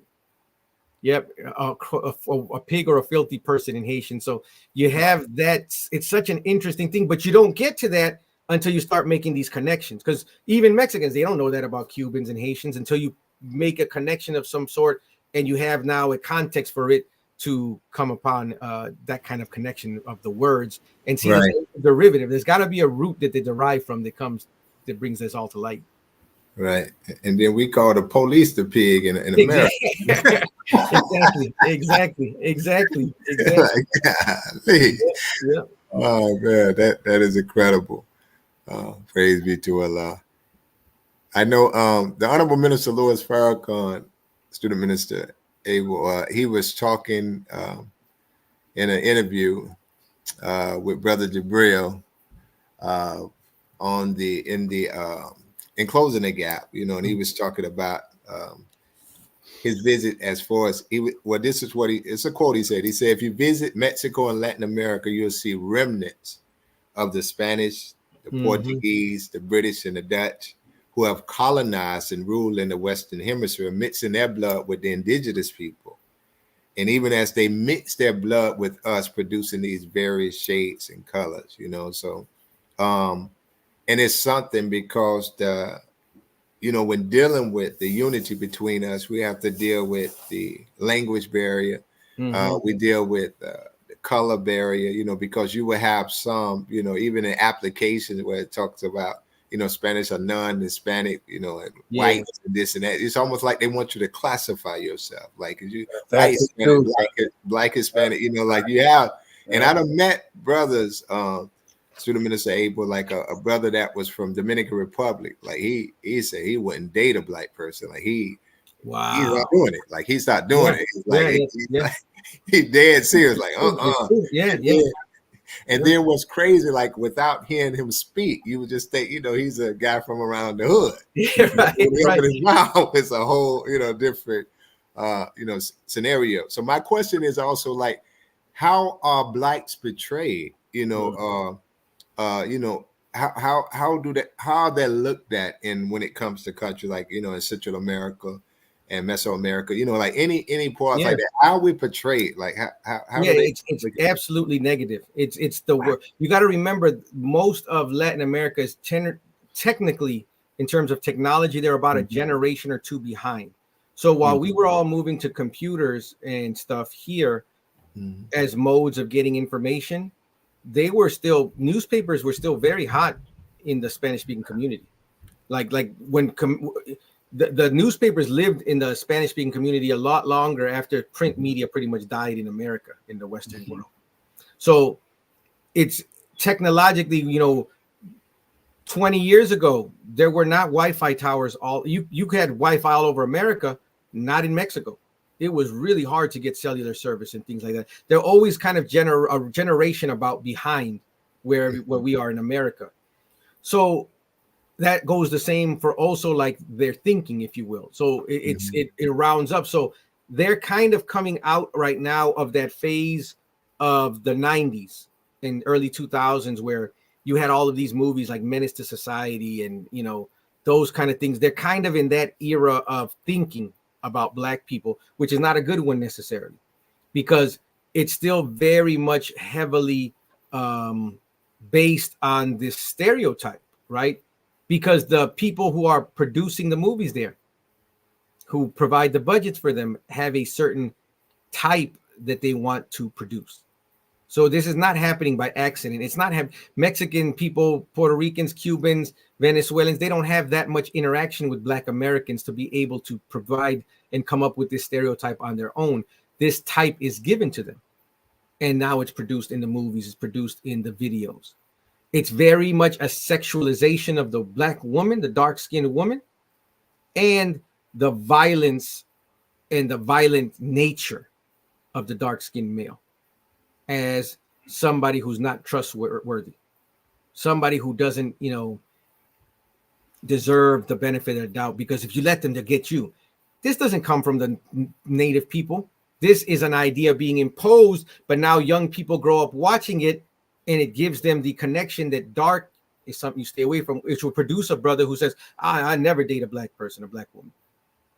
Why? You never even met a Black woman like that. It comes from a cultural thinking and a closed thinking of it, but it's being broken today. That's why it's so dangerous, and that's why they're really trying to break the Honorable Minister Louis Farrakhan influence on the young people, because what the enemy is afraid of is Black youth, a Black American youth influence on youth from everywhere else on the world. That's what they fear. When Kanye is saying, you know, stuff that, you know, whatever you think of Kanye, it has nothing to do with him on a personal level of any kind. It's about him mentioning one man's name. Yes. And that name now being in the minds of some young boy in Brazil, some young boy in Ghana. Right. Because Kanye, who they looked up to, J. Cole, who they looked up to, Kendrick, who they look up to, well, whoever it is, right? Rick Ross, whoever it is that they're idolizing or that they're listening to at that time, whether it be Jay-Z, whoever it is, the moment they say, oh, they took a picture with them, who is this man? Right. Why are they saying that Farrakhan's the only one I listen to? Come on. Why are they? Who is Farrakhan? That's right. They're terrified of that. And that is what the whole objective is. And they do it by controlling the media. So if you look at it from that perspective, you can see why their target is very clear. It's the youth, but more than the youth, it's the man who they're afraid will influence the youth. And that is because that group of youth is so powerful that they influence the youth all over the world. Look at that. And from that is where you get real revolution. Revolution is not a gun. Revolution is not change. I want to give you all a quote, and I asked my daughter to bring it down here because I gave it to the youth last Sunday at the Easter service. This was the theme they chose for their Easter at the church. The resurrection of the revolution. So I had to give them from the Messiah the proper perspective on what revolution. We're not talking about getting guns and shooting people. Right. So the Honorable Minister Louis Farrakhan said that revolution means making a thing to make a complete change till it gets back to the beginning. Mm. So now that's different than what we usually think of with revolution. Because if you look at the sun, it makes a revolution. But it's not the same year. It got back to the starting point in terms of in its reference to the sun, but it's not the same point in space. It's moving. There's north, south, if you will. There's east, west. There's a movement, and it's constant in its rotation, but that doesn't mean it doesn't have oscillation. Right. There is a different point in space that it reaches. It comes back to the beginning of where it began its rotation, but it's not the same year starting over again. Go ahead. It's not the same Earth anymore. Just like me and you, every year we make a revolution when we're blessed to complete a year cycle of birth, of life from our birth. We're not the same person we were last year. Even if we haven't changed much, even if our condition hasn't changed much, we are not physically, we've aged at the very least. That's right. So what happens then is when real revolution is, it means to go back to the beginning, but you're not the same. You're equipped with something different than you were the last time you were at that beginning. It's like if you've ever played any sports, right? You could have run a race before, but you keep training, and next year, the same meet could be the same track. You're back at the beginning. How could you run a faster time than you did last year? Because you trained more, you've changed, things have developed, things have evolved, you've gotten stronger, you've gotten different technique. You're back where you were, but you're not the same as you were. That's revolution. Revolution is not just being along for the ride. Revolution is changing to make a thing make a complete change. Teach, brother. Till it gets back to the beginning. So all of us, this is the beauty of Allah and his guidance for us. That's why they so often refer to him as Rab in the Holy Quran. Rab. One who creates a thing, forms a thing, makes a thing, and then puts it on its evolutionary course. But he doesn't just put it on it. He provides and maintains for that thing stage after stage until it reaches its eventual perfection. That's revolution. Yes. Because at each stage, all right, you're at the beginning now of another step. You're right back where you were, but you're not back. You're up where you were. You're oscillating, you're increasing, you're up from where you were before. So you're looking at the problem, but you fix it quicker this time because you got more with you than you had the last time you were at the beginning. Yeah. And I've changed now. I'm not the same one. How often do we say, man, I wish I would have known when I was 15 what I know today. That's right. That's right. Yeah. You do know it. So why don't you do something with it? You can never go back. That's So we're not going back to the beginning. We're beginning a new cycle. So we're constantly revolving, constantly evolving. We are in a constant state of revolution if we're living the life of a real Muslim, a real righteous person, striving to do the will of Allah, because that striving never stops. All right, we got good at saying our 5 prayers. Wonderful. Now learn them in Arabic. We got good at eating 1 meal a day. Great. Now eat them between 4 and 6, your meal. And then pick it up. Do every other day. And then every 2. There's always another. You're back at the beginning again. Man, I remember. This reminds me of when I first started eating 1 meal a day. Yeah, because now it's a new challenge. You have to now revolve and continue a new revolution and make another complete change. Yes, sir. Otherwise, we become stagnant. And when something is stagnant, it flatlined, it is no longer living. The living are not on a perpendicular or are not on a horizontal existence. The living are perpendicular. We're moving up. So real revolution is up. We're going back. We're going to have to retrace certain steps, but not in the same way. We're going to have to apply them to new fields, new endeavors. Praise be to Allah. We are at 7:50. Excuse me. And we are thankful to Almighty God Allah for this exchange. It reminds me of the magnitude of the miracle that is expressed in the scriptures of the theme. that we are blessed with the servant. Mm. We are blessed with the gift of the mercy of the servant that will set justice in the earth. And he's coming to those, as you, Brother Minister Abel, has shared with us, even in the Latino community, we have a very negative portrayal, you see. He's coming to the despised and the rejected. This is just going to amplify the reality that Allah God is with us to raise a people like us. That's right. Who are despised and rejected throughout the earth in every culture, just about. That's right. To raise us to the pinnacle of success and to the position of rulership. So I want to thank you, dear brother, for the wonderful message that you brought. Yes. The program. I'm sure our viewing and listening audience were instructed, inspired, edified by what you shared with us from your perspective of the teachings of the Most Honorable Elijah Muhammad. I want to give you an opportunity to make some closing remarks as we are at 7:51, and we have to. I want to thank all of you who stayed with us. Those of you who are observing the month of Ramadan, I know it's time for you to break fast. But you stayed with us, and we want to thank you for that. But I want to give you the opportunity to make a few closing statements before we close out in our closing announcement.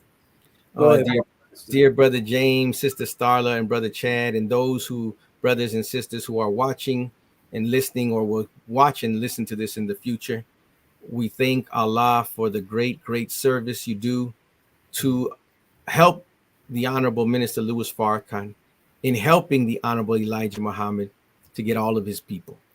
And I could never thank Allah enough for the day I became his student.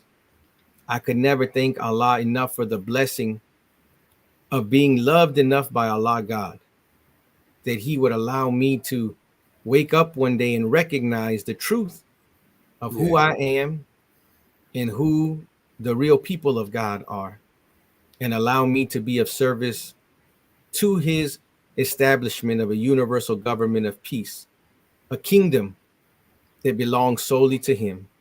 And whatever little part I can help to play in bringing that in, I don't necessarily have to see it with my eyes. Come on, I know that promise is true and real. Mm-hmm. And I would thank you all for helping in all that you all do to bring that word and that message to our people on so many different levels, because our people are so diverse. We thank Allah that you all found it in your hearts and have been consistent with that desire in your hearts to help the Messiah to get all of his people.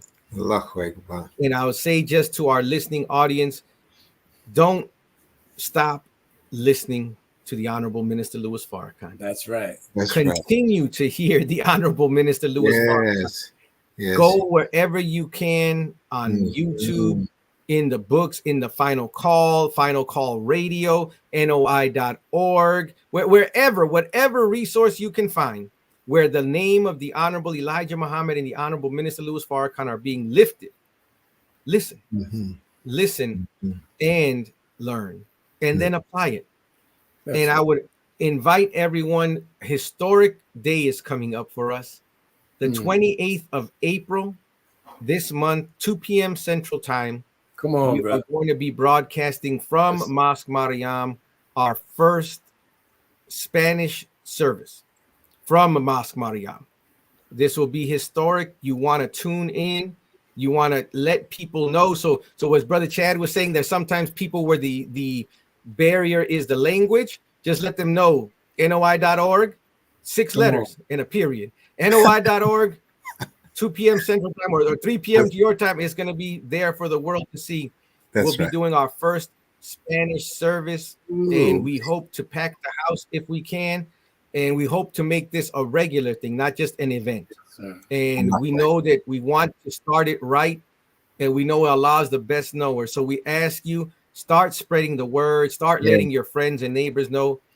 the 28th of April, Sunday, 2 p.m. Central Time, live from Mosque Mariam, our first Spanish service from your headquarters mosque in the Nation of Islam. Allahu Akbar. Wonderful. To Allah. That sounds absolutely wonderful. Thank you. Thank you again. And again, thank our viewing and listening audience. You all are magnificent in your support to this platform. And those of you who have tuned in and given your time and your attention, that's the best support that you can give. And for those of you who would like to support us financially, as there is a financial obligation and component to broadcasting this platform, you can do so, such as your desire. You can go to Cash App, $CTG Broadcast, to make your charitable expression known, or go to PayPal at jkingdom1@aol.com, or Zelle at closingthegapbroadcast@gmail.com. Once again, that's $CTG Broadcast for Cash App, jkingdom1@aol.com for PayPal, and for Zelle, it's closingthegapbroadcast@gmail.com. Thank you. Thank you so much. I want to turn it over now to our dear Sister Starla, who will begin our closing announcements. Sister Starla, assalamu alaikum. Wa alaikum salam, brothers and sisters. Once again, please visit www.finalcall.com. Again, that's www.finalcall.com. There you can see the latest edition of the Final Call newspaper. On that website, if you click, you can take out a digital subscription. Of course, when you see the brothers out in the community with the physical edition of the Final Call newspaper, make sure you pick up not only one for yourself, but a copy for a family member or friend. On that very same website, you can click on store.finalcall.com, and you can pick up messages from the Most Honorable Elijah Muhammad, the Honorable Minister Louis Farrakhan, books, etc. And last but not least, you can click on the Final Call radio button, or you can download the Final Call radio app on your device, and you can listen to 24/7 of excerpts from messages from the Honorable Minister Louis Farrakhan, as well as musical selections. Thank you very much, and I will pass it to Student Minister Chad Muhammad. Oh, praise be to Allah. For our listening audience, whether it's your first, second, or third time, those that have been tuning in from the beginning, we want to ask you, if you believe what you heard to be the truth and it's good for our people, and you want to learn more about the Nation of Islam, please join us at www.noi.org/join and fill out the digital form that you see right here on the screen, so that someone can get back in touch with you and you can start the processing class, the orientation class, okay? And also for those that's in the Tampa Bay area, whether it's Sarasota, Bradenton, whether you're in St. Pete area, Brandon, Lakes, wherever you at, if you're in distance, we want to invite you out tomorrow to Muhammad Mosque 47, as we present this lecture entitled, "And Make Him a Messenger to the Children of Israel," by yours truly, our dear brother and student in the ministry, Brother James Muhammad. Please come out and show your love, show your support, make time and not excuses to hear this wonderful lecture. Be a part of the audience member tomorrow. Come out and see us at Muhammad Mosque number 47. And if by chance you're not in this area, please report to your nearest study group or local mosque. If you don't get a chance to go out, you can tune in at www.noi.org to hear the life-giving teachings from one of the student ministers of the Honorable Minister Louis Farrakhan. Once again, we thank you, family, for tuning in. For those that didn't subscribe yet to our channel, please go to our YouTube channel and also, hit that like button, subscribe to our channel, and please tell a friend and keep tuning in by Allah's grace. I turn it back over to you, Student Minister James. All praises due to Allah, and to our entire audience, and of course those of us in the broadcasting studios. Ramadan Mubarak. Ramadan Kareem. Ramadan Kareem. All praises due to Allah. So until next week, where we, by Allah's grace, will be hosting our dear brother, the student regional minister, on the West Coast, our dear brother Abdul Malik Saeed Muhammad is scheduled to be with us next week. Don't you miss it, right here at this same station, same time. Brother Minister Abdul Malik Saeed Muhammad. All praises due to Allah. Quite wrong.